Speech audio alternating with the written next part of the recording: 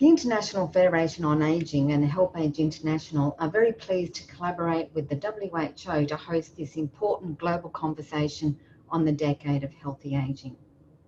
Unlike other webinars where there is a presentation and then a few minutes for questions, the WHO wants to hear your voice and your comments about the decade proposal. And on the line with me, Camilla Williamson from HelpAge International and Mary Menendar from the World Health Organization. We also want to have this conversation with you. The way this is going to work is that you'll be invited to respond to 3 poll questions, which really is a kickstart to this conversation, and that's going to be followed by an introductory presentation from Mary. In a very systematic way, Mary's going to pose some questions from the decade proposal. So I hope you've got that open in front and you've read it and actually prepared some of your thoughts, because you're going to be invited to write your thoughts in the Q&A box. So if you move your cursor down to the bottom of the screen, a little box is going to pop up. We're really attempting today to have a global conversation that captures your views and, most important, voices of older people, but also voices of those who may work with them and represent them. This is one of the most important opportunities of my time and our time together. It is now my great pleasure to formally introduce Mary Menendar, Technical Officer, Ageing and Life Course Team at the WHO. You know, Mary is this dynamic, vivacious, encouraging and positive human being. And she is part of the important challenge to actually pull through some of the incredible work that's been going on over the last decade. Mary has vast experience working and listening to people from around the world, and to mention not only her work in the Ageing and Life Course team, but her work at WHO in gender equity and human rights, and as a REACH facilitator in Myanmar and Bangladesh. Mary, we welcome you and hand the podium over to you. Thank you so much, Jane, and hello everyone around the world. Greetings from Geneva, Switzerland, from WHO headquarters. Hello also to the HelpAge International colleagues and other colleagues at IFA there. It's really a pleasure to be with you again, partnering on the decade of healthy ageing, especially when it opens with such nice comments from Jane. So as Jane has said, this is a little bit different from maybe some webinars that you've been on before, because it's really a chance for WHO to hear, listen, record, receive what you have to say, your perspectives and your insights into what should go into a decade of healthy aging. So there's not going to be much talk from me. I may be able to answer a few questions as we go along, but really it's your opportunity, and we're really looking forward to what you have to say. There's a little delay on the slide change.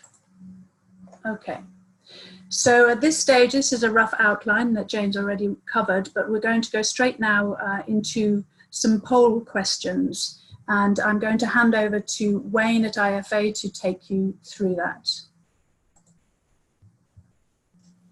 Hi everyone, you will have 1 minute to answer a few questions from us.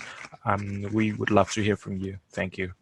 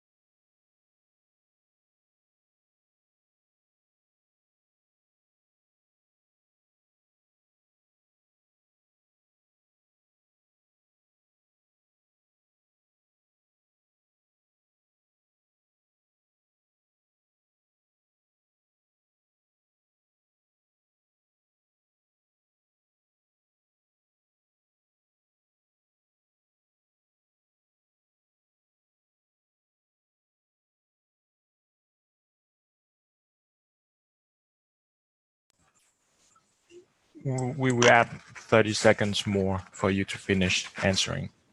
Thank you.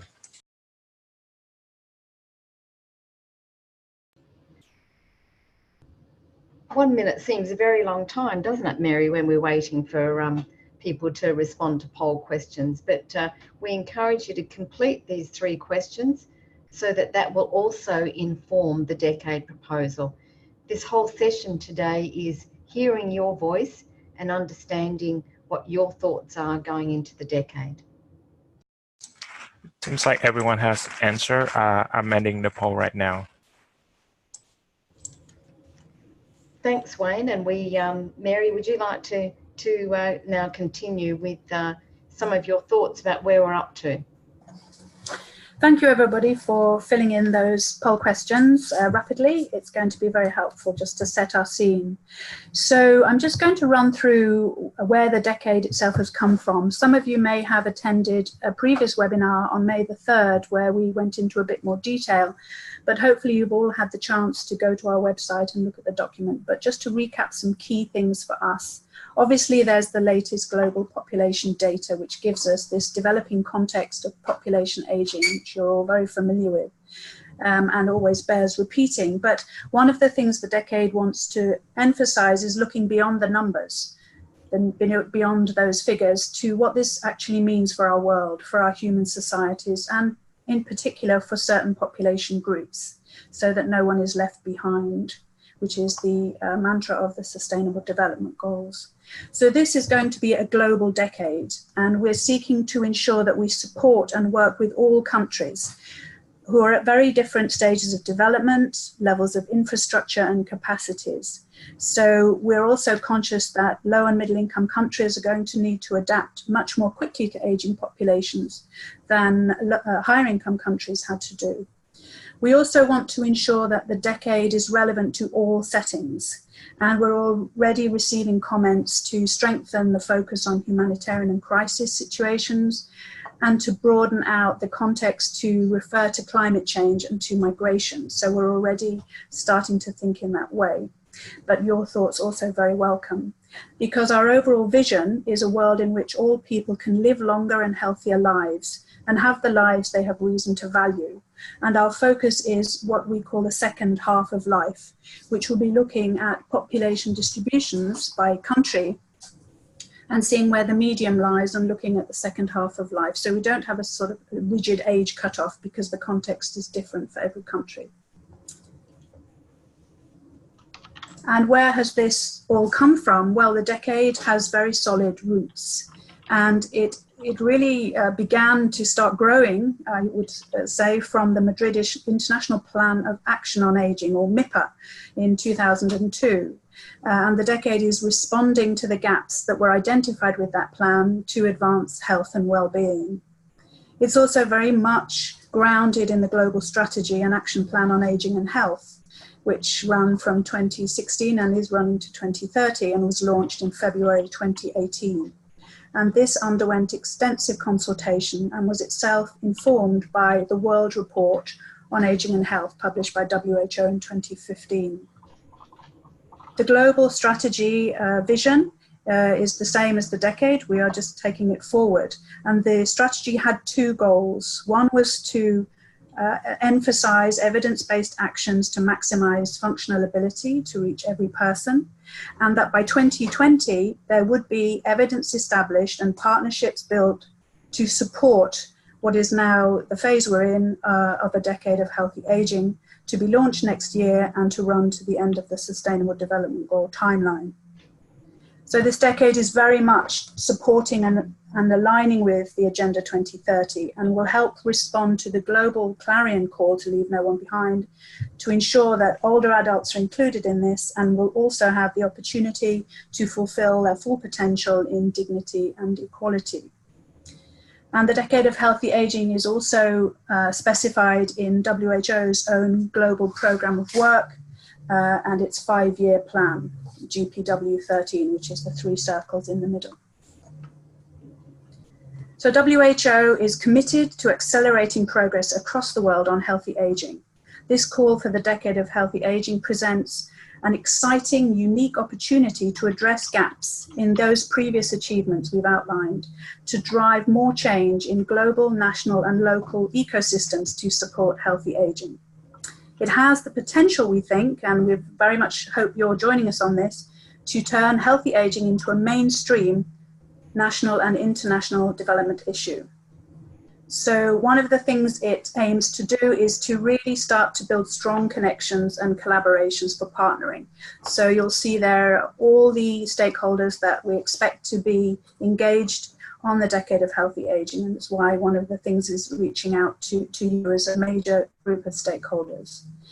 And building on the strategy, what we're aiming to do is really change the lens or balance the lens, in a sense, going from systems and policies and very high level thinking to really stimulating local action centered on people in their communities through much more multi-sectoral and multi-stakeholder collaboration. So that is our aim, and one of the things we want to be very sure to do, and this is where your perspectives are so important, is to ensure that there's close engagement with older people themselves throughout this process. So what have we already been doing? Well, the decade has already been informed by the results of the last 3 years of work since the strategy was launched, and the action plan timeline, which ran from 2016 to 2020, will now be extended to 2030 under the decade. So we've already asked people what they want. We conducted a survey, mainly with focal points on aging in ministries around the world from 81 countries, working on aspects of aging, to gain their perspectives on the priorities and ways of working that they would like to see. And just to recap, their highest ranking answers were a priority to focus on older people's engagement, better understanding their needs, community level long-term care, and multi-sectoral action. And the priority outcomes they thought we should be promoting in the decade were healthy life expectancy, age-friendly cities and communities, and reducing the number of care-dependent older people. So we also looked at, as this is a decade and we are going for a UN decade, a global decade, we looked at how other UN decades in the past had worked, what had been successful and what had been quite challenging. And from a review of these health-related, mainly decades of the UN system, of which there have been over 40 in the last 50 years, we looked at factors for success, and they included things like ensuring that there was a powerful cause with a human face, identifying member state champions for healthy aging, engaging with committed partners and stressing very much civil society. And the biggest thing was really about what the term was ecosystem. It was around governance, coordination, accountability and financing, and not just the technical issue or the clinical issue itself, with very much a focus on the country. So all of these things have informed the proposal to be more people-centered and emphasize local action. So those were the first 2 bullet points that you'll see in this slide, but we've also now started our work with countries themselves, with governments, to really harness political opportunities there at the moment. So we're looking at the G20 meetings that are hosted by Japan, the Asia Pacific Economic Commission's meetings that are being hosted by Chile. There was last month the Silver Economy Forum hosted by Finland at the beginning of their EU presidency, and the World Health Assembly and the General Assembly of the UN, where governments come together. So we're really working behind the scenes, a lot of lobbying, a lot of briefing notes to our senior leaders who are attending these meetings to really ensure that aging is there. It already is there, and we're really trying to amplify that focus. We're also now listening to the different perspectives, and this is one of the things that we're doing. We're doing that within the organisation itself, at headquarters and regionally, and we're doing it with our UN partners as well. So through mechanisms that already exist in the UN system, the open-ended working group and the interagency group on aging, and also through other mechanisms. So this is all ongoing, and to feed into the discussion, to have things to talk about, we've developed this 0 draft of the proposal for the decade of healthy aging, and that is available to you all, and hopefully this is what we're talking about today. It's in 6 official UN languages and on the WHO website at a dedicated platform landing page.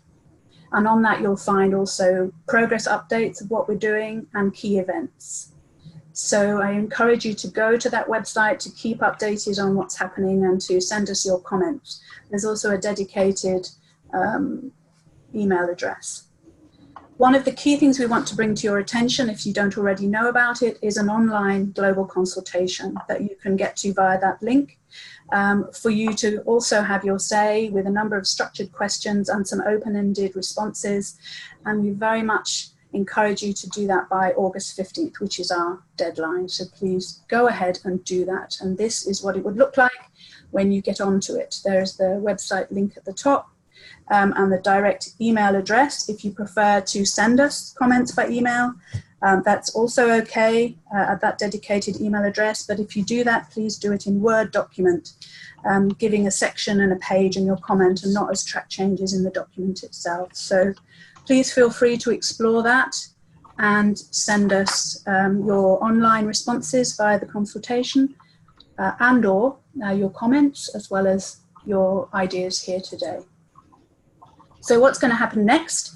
So we see that we're now in August, and at the moment we are just receiving many submissions from member states, from governments, from UN agencies that we're partnering with, from multiple stakeholders and from WHO organizations at regional and country level from around the world.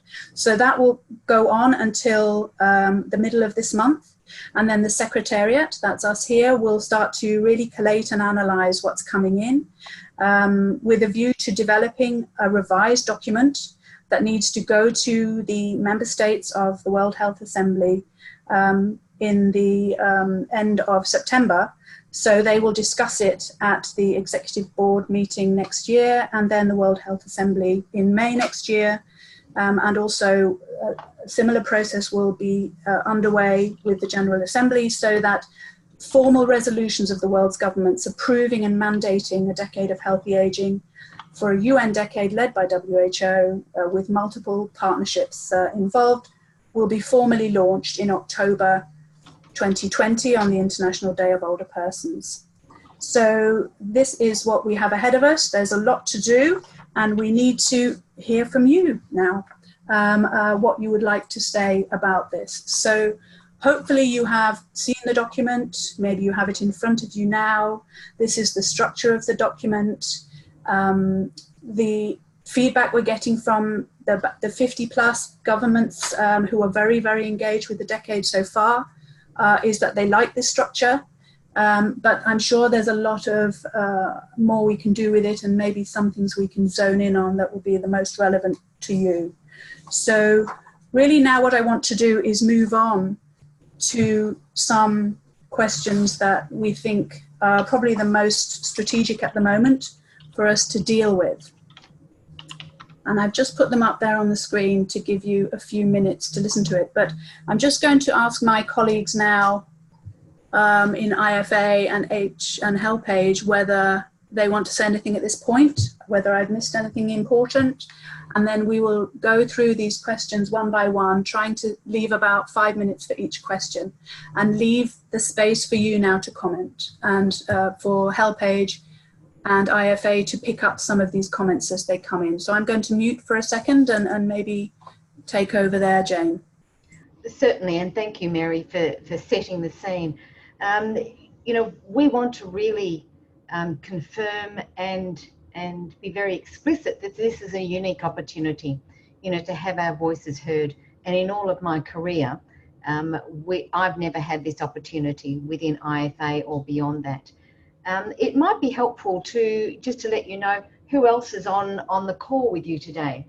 So the poll that talked about stakeholders, 22% are from government, 33% from NGOs, private sector 11%, 18% from academia, 11% professionals. So 1/3 of us on the line today are NGOs, but there are also other important stakeholder groups. So it's pleasing to see government and industry as well. In terms of question 1, do you think that the proposal reflects your experience of older people's priorities 82% said yes, it does. Those 24% that said no, perhaps you could share with us why you don't think it actually reflects your experience of older people's priorities. And the second question, does the proposal place enough emphasis on the importance of autonomy, independence, dignity and participation? 84% said yes, and 20% said no. So 1 in 5 of you are saying that it doesn't place enough emphasis. So, you know, the opportunity to share your thoughts today is very present, and also to be part of this online consultation. So I'll leave it there. And Camilla from HelpAge, would you just like to have a few thoughts?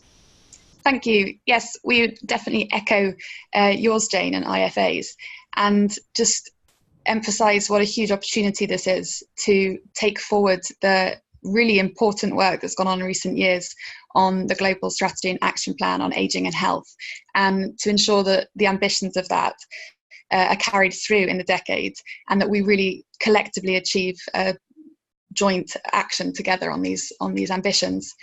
And we're very welcoming about the broad focus and approach to healthy ageing within the document, and the emphasis on ensuring that older people's voices are heard right at the centre and engaged properly throughout. We're also very keen that this is an ambitious document and reflects what you're all telling us as well, and we will be submitting our own response, of course. I think one of the comments that we have, Mary, and it may spark some interest, is around this whole area of ageism and whether it needs to have its own place within the decade. You know, we know that this is a cross-cutting issue, and it is one of the single most important barrier to an enabling environment for older people. So that's a comment that IFA has in the consultation as to whether member states may consider ageism as a separate and alone priority as well as connecting. So I'll send it back to you, Mary, for some thoughts, and then we can start hearing from our colleagues online. Thanks, Jane, and thanks to everybody for responding. That's very interesting to hear where you're all from and your responses to those questions. And I agree with Jane, it would be good to know that for those who said no to the first two questions, what reasons they are giving, so we can pick those up. In terms of your question about ageism, this is a discussion that has gone around a few times here, and with the UN partners and even with member states when we've had some consultations with them, and there's some mixed feelings about this. Some think that if it's separated out, it then isn't strongly embedded enough in the other three. Some have said that even using the sort of terminology ageism, some are coming back at us and saying that just starts it off negative, and that in some contexts older people are actually held in very high regard, so there's a sort of reaction to the word, but sometimes also that word isn't acknowledged and understood. So this is a huge opportunity to enable much more understanding and awareness of age-based discrimination, ageism to come forward. So I think that we will sit on that one for a while, and it would be very good to know what people online think about that as well, and can let us know, because at the moment there are various arguments around that, and at the moment we've left it as the 3 action areas, but definitely acknowledge that there has been a lot of argument about that. So please send your comments on that for us to learn from, everybody. Thank you. So I'm going to maybe go to the questions that are on the screen, unless, Jane, you want to me to do it in another way. I'll just give people a few minutes now to answer the first question. So what is the one key recommendation for improving this document? Please have your say on that, and I will mute for a little while, and if Jane and Camilla have anything to respond to on the comments coming in. I also put up very briefly the web link again, because I'm seeing some comments about not having seen the document and how to get hold of it. So that's that will be there and shared with you. Look, thank you for that. If I can just share with you some of the comments that are coming in. And Maria is really asking the question, should we advocate for sufficient income to support healthy ageing in the form of universal old age pensions? Camilla, from your perspective in HelpAge, this is something that, you know, you really stress. Would that be right? Absolutely, it's a crucial part of healthy ageing. And while the document takes a broad view of healthy ageing, because it's being led by WHO, the focus is obviously health care and support at the moment, including communities and what that means at that level. It'd be interesting to hear from you, Mary, about how you see it linking in with other key global drivers and, you know, the social determinants of health. Thanks. Yes, Maria and Camilla, thanks for that response. It's a really important area, and it's definitely one that's on our radar, and why multi-sectoral working for this decade is going to be so important. So moving beyond the health sector, working in partnership with other parts of government, but also other stakeholders like private sector, to look at things like employment, labour, pension, social protection, all of that ecosystem that I was talking about at the beginning. So we're encouraging, actually was on a call with India a couple of days ago, to encourage, they have focal points for ageing in different ministries, and so to try and get them to talk to each other about the decade and input collectively on that would be excellent, and other governments can also think about doing that. The other big opportunity for us is, of course, the big global push on universal health coverage, which is trying to encourage all the world's governments to ensure that people can have access to primary care and services when they need it without financial hardship. So this is a key area where the linkage between the decade of healthy ageing and other major global policies and the global agenda is moving very fast and very strong. So universal health coverage and primary health care are very much going to be strong in this, but we definitely need to be mindful of this and try and find a way of making the wording stronger in the document. So thanks for that. So I'll hand it back to you to see if there's anything else picked up. Yes, look, there are quite a few comments coming in. Camilla, did you want to respond to Bill Smith? And Mary, to put this in context, Bill has really asked about how does the document strengthen the informal support system for older persons, keeping in mind that this is a global campaign and a global opportunity. You know, much of the care in many countries is by older people and their families. And I wonder whether that really has is in the document and is addressed. But Camilla would like to just respond to that, and I'll send it back to you.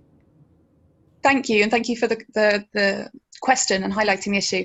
It's a really critical point, and it's true in every setting, from high-income countries to lower and middle-income countries.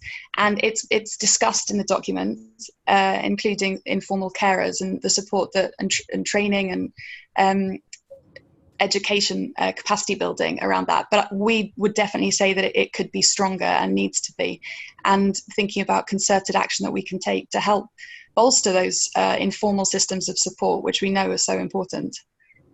And I guess when we're talking about the informal systems of support, we're also talking about how do we support the family to continue to do what they're doing.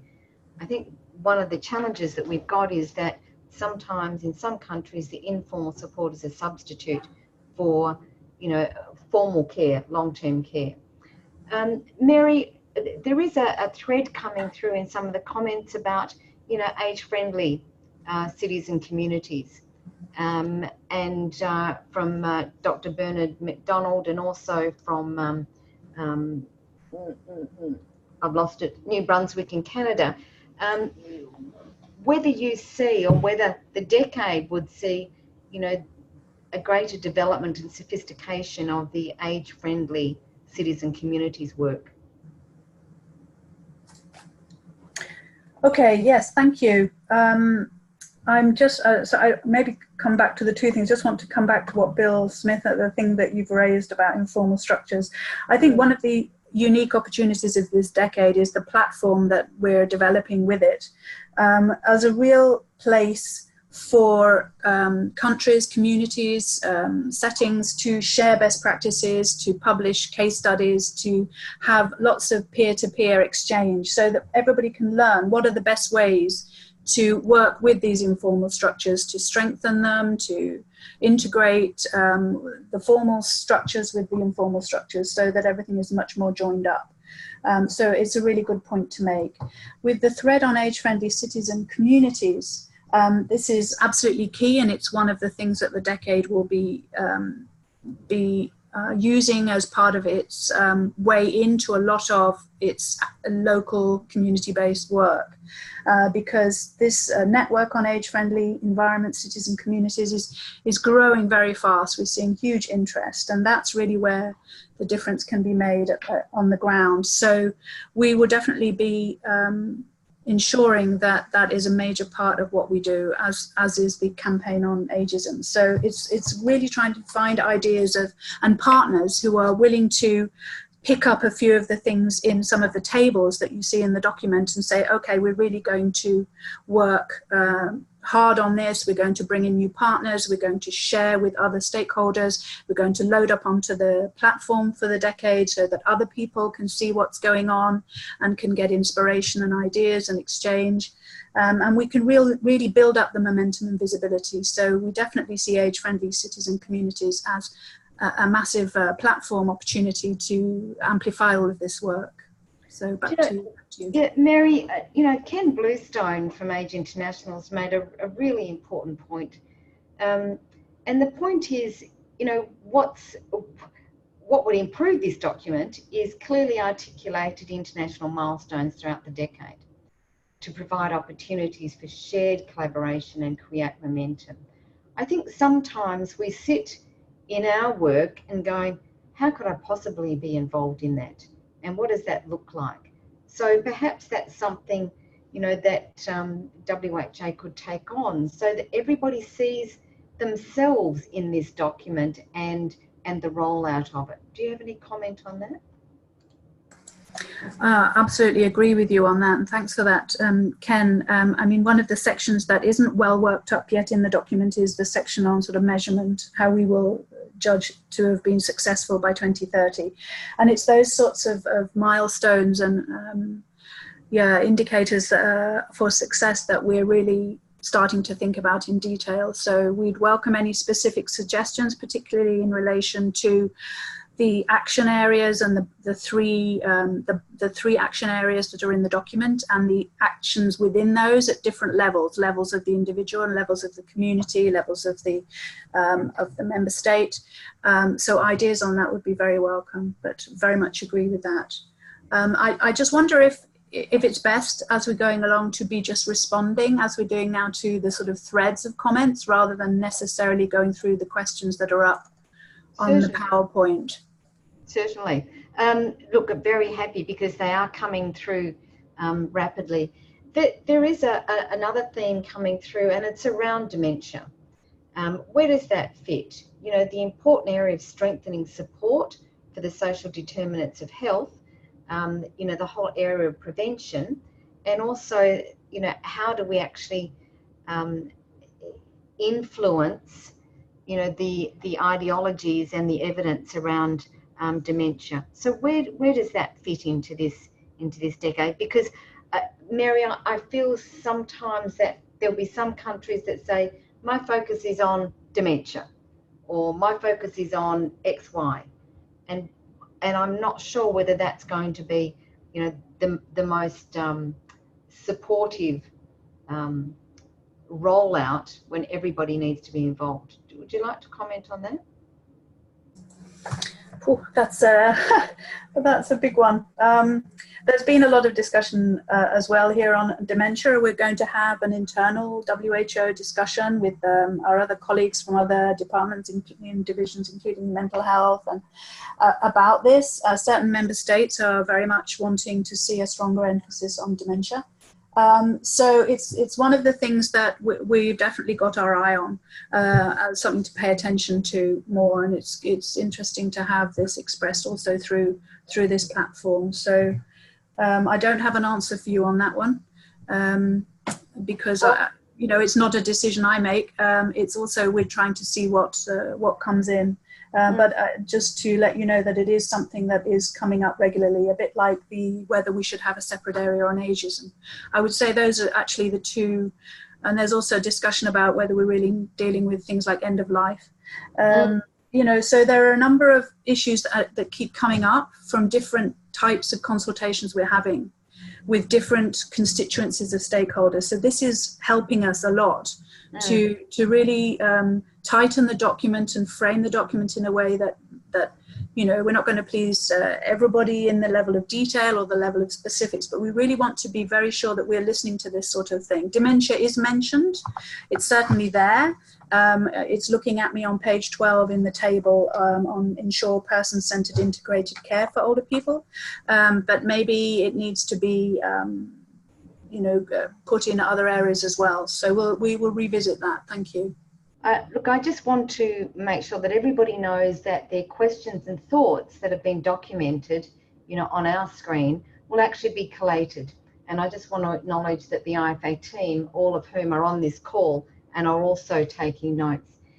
Look, we've got two questions which are really sort of juxtapositions. A comment from Ken, saying that they may like some greater attention to connecting with other multilateral organisations, such as OECD, the Commonwealth, World Bank. We've got that. And then we have a really important comment from Phyllis. She says, the document's great for bureaucrats, but we would need it to be reworked to be more relevant to seniors, individuals and families. So can you comment on that? Because I think it's a very, very important point. And whether after this document is finalised, Mary, are there different versions? How can people actually buy into this? Oh, this is just great, isn't it, this discussion? Thanks, everybody. The question on the other multilateral organisations, we did have a meeting recently, actually, with 17 UN agencies and multilateral organisations, including World Bank and OECD. We haven't yet talked specifically to Commonwealth, but there are a number of the regional commissions that we've been talking to. So we're definitely linking in with them. And they are sending their comments already, written comments. So we will have that. And I just want to also confirm what Jane said about this. This will also be public record. So there will be this sort of discussion will be available, so people can see the thoughts that have come through from everywhere. So it's definitely important to have your say in that sense. In terms of the document for bureaucrats, well, it sort of is, in a sense, at the moment, because it's got to be a formal document that passes through the processes of the world's governing bodies on health and the General Assembly. So in a sense, it is in that sort of speak, but we have, and we're only now a year and a half before the launch of the decade. So there will definitely be reiterations of the document. There will definitely be opportunities to ensure that things in the document can be pulled out and made more specific, made more contextualized. So ideas on how to do that would be welcome. I think it'll be very much up to which countries really want to move fast on this and move with the partners they already have on this, like the Network of Age-Friendly Cities, like the Clinical Consortium on Aging, like the Titchfield Group on Data and Statistics. So there'll be a number of places where things can be made more specific as we proceed. So I think not to be too put off by the bureaucratic speak. It has to be there on some level. But this is a work in progress. These are thoughts in process that we are working on together. to really try and raise the visibility of healthy aging and of older people as an important part of sustainable development and a contributory agent of change for sustainable development. So plenty of opportunity to have more specifics on this, but great to always be reminded that that's what we need to be aiming for. Look, thanks, Mia. I'm going to hand it over to Camilla, but before I do, I just want to tell people that, you know, we've got over 100 attendees on this line. So big conversation, big ideas. So Camilla? Thank you. I wanted to reflect on some of the comments around the voices of older people and thinking about it for how they're included and engaged and are able to lead on actions around the decade, but also just how it links to points that people are raising around dignity and the need for older people to have voices in terms of their individual care and how they want to live their life and be and do what they have reason to value. And I know that WHO are very keen, as HelpAge are, to make sure that we come up with a really effective way of properly engaging older people and hearing their voices and ensuring that they steer the decade. And what that looks like hasn't yet been decided and agreed, but we are incredibly aware of how important this is. Sorry, just on that, Camilla, I guess we always talk about, you know, older people are not homogeneous. And several people have really raised the very important point. How do people that have disabilities, Mary, you know, visual impairment, how do people with disabilities access, you know, a document like this? Have we thought about that? How can we ensure that the diversity of older people's voices are in this consultation? Okay, so thanks for both of those. I mean, Camilla, you and I have talked many times about voice, and you know it's something that I'm really passionate about. And we've had ideas together about this, and we are putting together concept notes, and it's in the document, lots of participatory work with partners on the ground, and implementing partners and specialist partners who can help community groups really do ensure this voice work comes to the center of the decade. So I guess, you know, the more ideas that we can have on how to do that, the better, but we also need support for that work.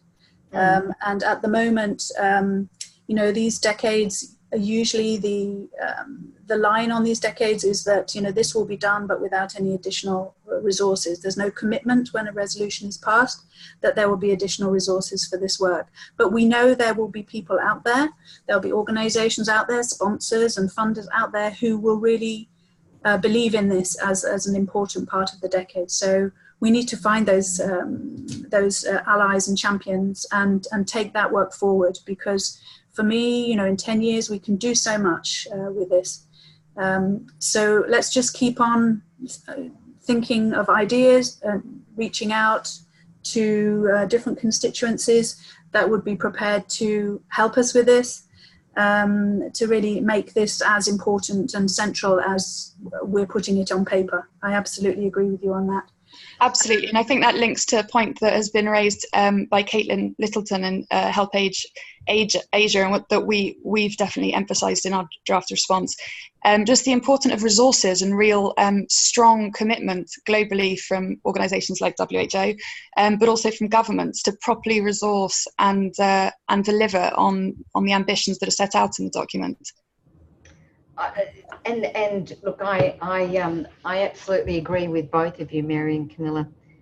And I think we've also got to look at ourselves and how we can best partner and collaborate on common agendas, because often, you know, we need to be working more solidly together so that, you know, funders can actually see that they can work with the power of many, you know, through one funding source. So perhaps that's also a way that we need to be thinking sort of laterally. I just want to bring to the fore, you know, comments about specific challenges faced by older people in developing countries. And then that's another theme that's come through, and whether it is sufficiently pulled through in this draft document. And that's certainly something, Mary, that that our attendees today are talking about. No, that's why this is so useful, to have these ideas come through. I want to come back to your disabilities comment, Jane, as well. I mean, you'll know this is something that Alana is very, my colleague who is on the Secretariat with me and the other focal point for the decade, the Senior Health Advisor. And really, we need to do more work on this. And think about ways of doing this. I think, again, it comes down to, at the moment, you know, resources as well for that sort of thing. I mean, we're struggling with resources even to translate things into the 6 languages, you know, so there's all sorts of levels of accessibility of this document that, and the relevance of it at this stage when we're working with constraints in that sense. But we definitely need to put that out there and talk to some of the key stakeholders working globally on the disability agenda and people with disabilities to understand how we can get over some of those obstacles.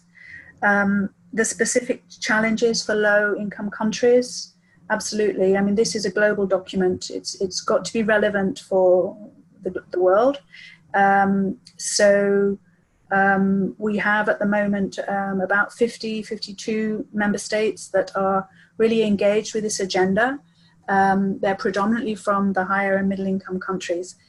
So the challenge is I think, to have this discussion and to have a lot of dialogue and effort made with the lower income countries and the stakeholders within them, to ensure that that is reflected well in the document, the general document. But I think once this starts to move through the formal processes of the World Health Assembly and the General Assembly, we're starting to see this momentum building. And I think it will help to have civil society stakeholders, particularly maybe in private sector and academia in lower income countries, to really be encouraged to engage with us at this stage, if possible, through your networks, as much as possible to input their ideas. So at least we're working to try and weave it into the document, even if at the moment the predominant interest in terms of governments coming to our consultations and sending comments at the moment, that's a lower representation. And we absolutely would encourage this to be made into as globally relevant as possible for all settings. I think, Mary, what we're really saying is that this is the beginning of a journey. This conversation today, we need to know whether it's been useful for people and whether another conversation is going to be helpful. Because while we're having this conversation, we're actually building community and listening to one another. So I think that could be quite useful also. There's another sort of bucket of thing that's been talked about, is certainly around care of older people, another one around financing, but there's also another thing coming through around gender issues, Mary.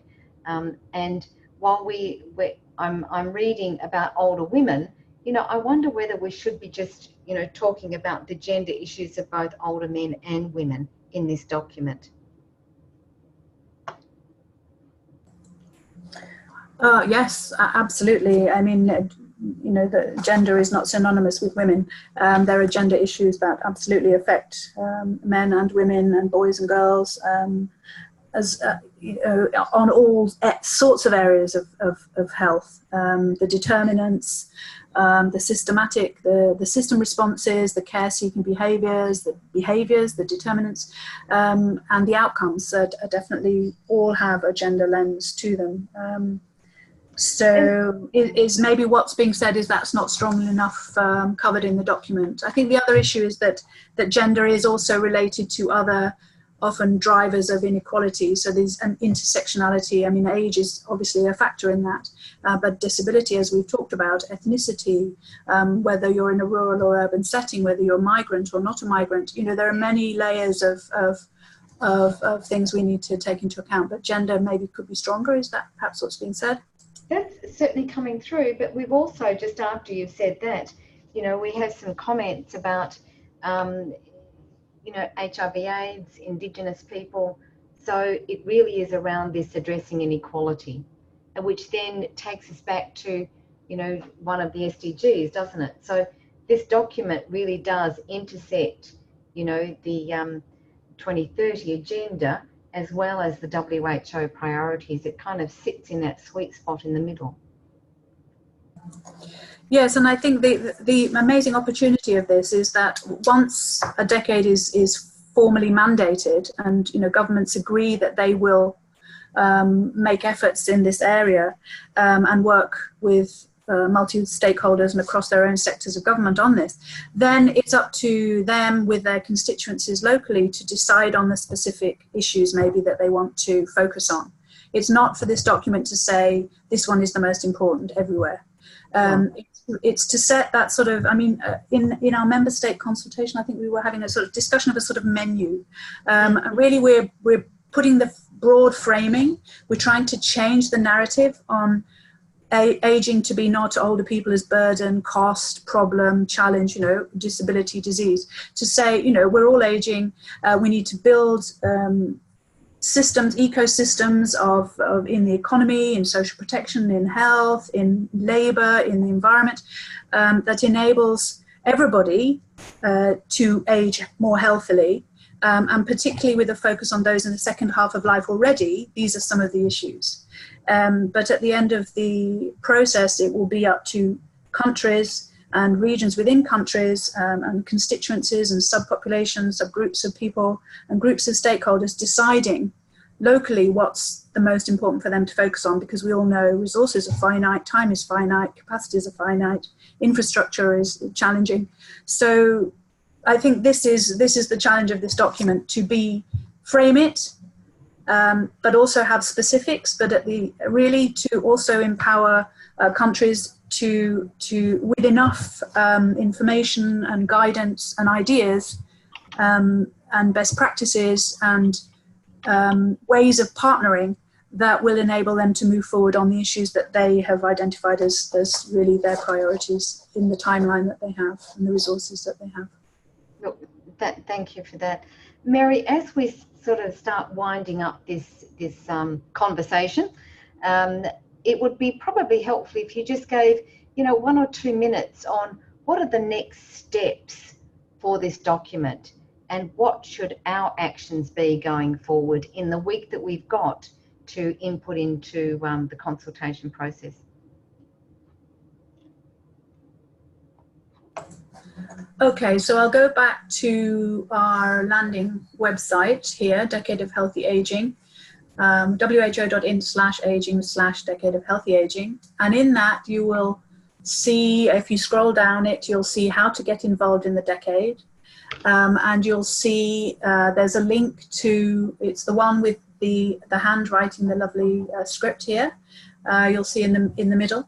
If you click on that, you'll find ways to access this document that we've been talking about, the zero draft of the Decade of Healthy Aging proposal, and also the online consultation.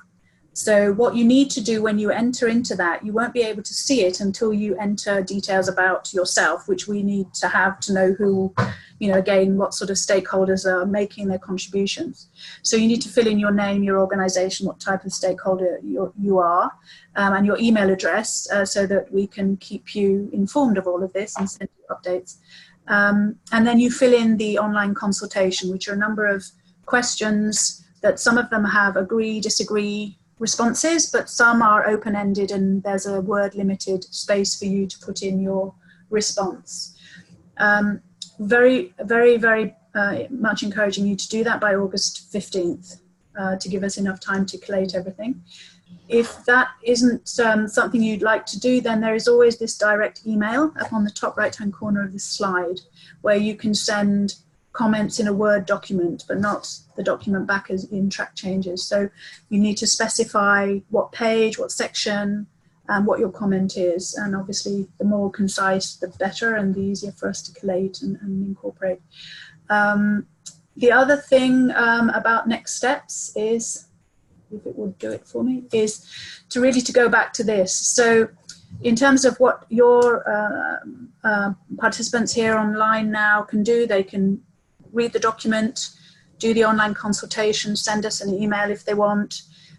Maybe we can discuss after this whether we call another webinar in the next week, but that would be really to address some of the comments that have come up in this call, because there won't be much time after that to then do the online consultation. So if there is a second webinar, people really need to have read the document and have very specific issues to share. There won't be much time to then bring it into the sort of general collation. And then we're working on this next version of the document to share with member states. We have to have that ready by the end of this month. There will be other opportunities to maybe have some discussion.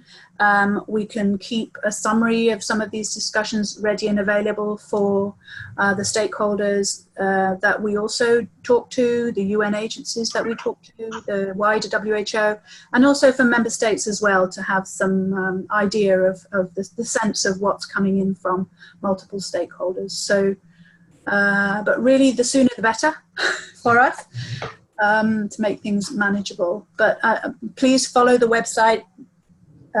Put your email there to receive the updates, and engage with IFA and HelpAge International, who we're talking to all the time about this. It's, as you say, it's the beginning of a journey, very much a work in progress, and hopefully we're all in it together.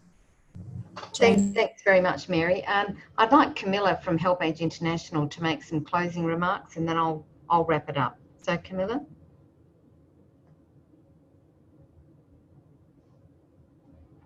Hello? Sorry, I lost the screen for a second. Thank you so much. Thank you so much. It's just fantastic to see the level of engagement from such diverse audiences and all the questions, which I'm sure will be really helpful in WHO being able to respond properly and shape the proposals. We just want to emphasise our huge support for the work of the decade going forward, and our commitment to making sure it's as ambitious as possible, and includes really concrete actions that we can all take forward together. And absolutely agree with your comment, Jane, on us as a huge community that really needs to draw on each other's strengths. Okay, look, thank you very much, Camilla. One of the phrases that I heard during the webinar was that this is a powerful cause with a human face. And I think that there is a danger sometimes when we're talking about population ageing and the number of older people, etc., we actually forget, the human face and the contributions and frailties and vulnerabilities that makes up us as human beings. And one of the key pieces of work that IFA is always fascinated with is how do we create an enabling environment so that older people can do what they reasonably value to do.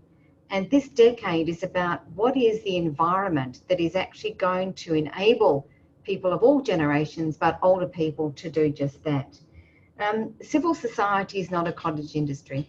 We're made up of very powerful voices and peoples with and alongside older people. And so we have not only a responsibility, but an obligation to be part of this vibrant, decade of healthy aging, and to strongly participate in this online consultation, and then be part of, a movement going forward. I do want to acknowledge, government on the line, industry that's on the line, older people, academia, because it's collectively that we influence and shape policy. I also, once again, want to thank all of my staff who are busily writing notes. Thank you. And for the setup today, Wayne and to Anna. To Mary, thank you very much. This has been a real experiment, and I think that we've made some great gains. We still have 85 people online, and that's not too bad after an hour. We will collate all of your thoughts. IFA, as with HelpAge, is ready to be part of a conversation, with WHO and member states. So we wish you well for the day. And if you'd like to have another webinar of this nature before the 15th, just drop us a line. But thanks, Mary, thanks, Camilla, and to all of the attendees for this global conversation. Thank you. Thank you so much to IFA for holding this and organising it, and to Jane and to Mary. Thank you. Pleasure. All right. Be well. Thank you, everybody. Thanks, Mary. Bye-bye.